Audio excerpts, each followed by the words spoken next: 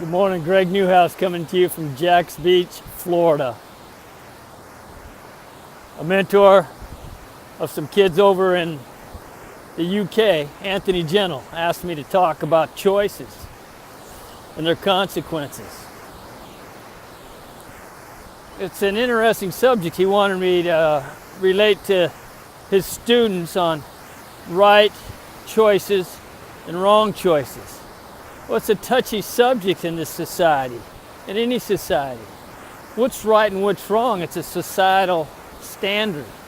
And that's the hardest thing to come to grips with. Because you want one thing and society wants it to be done the other way. Because all choices, you're making choices all the time. All choices have consequences.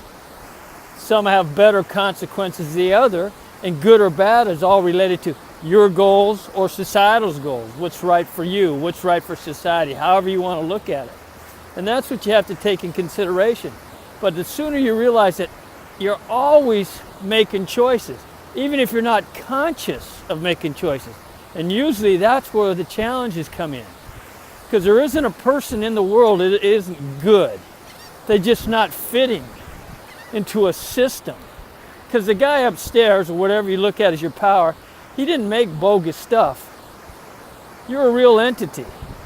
We just got to help you, help yourself, find your path. That's what education's about. Society's created educational institutions and they've slotted you in there to see if they can give you tools so you can interact with society in a positive way. Sometimes we're right, sometimes we're wrong.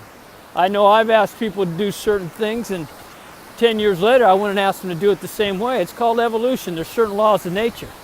And like the laws of nature, everything has a consequence. You apply energy to something, it's going to have a strong and reactive response to that. Because you can either create or destroy energy, it just changes form. So anything you apply energy to, you're going to have a consequence. And energy, the strongest energy I know, the most dynamic energy, in reality, is thought. Thought is what determines your world, where your mind and your consciousness is. You can walk, well here, look at this sunrise right here. You seeing that? Go ahead, peek at it, look at it for a minute. Let me get my mug out of there. You got it? Now close your eyes and visualize that. Pause the video and visualize that. Okay, now, what was reality to you there? Where were you? Look around right now. Pause the video again and look around. What do you see? Were you there when you closed your eyes and visualized that sunrise? Or were you that sunrise? So where were you? You're in a different world. Yet physically you were right there. Boy, the power of the energy of the mind, of thoughts, can transport you anywhere. Well, that's usually the challenge in most of life. Sometimes we're distracted. Let me let this tractor go by. Sometimes we're distracted. We don't know what choices we're making because we're not conscious of it. We're on autopilot. We got habits. And that's what Anthony Gentle was trying to share with a lot of you students, I believe. Every choice has a consequence. And every choice is personal, if you want to recognize it or not. Your ability to be where you're at is the one factor that'll enhance you. Now, let's go back to good and bad. I think good and bad all is determined by what's the direction you want to take in life. If society's got a direction they want to put you now, and they're going down a road, and you know, society isn't always right. We got people who have religious beliefs, but they're fighting wars. Come on.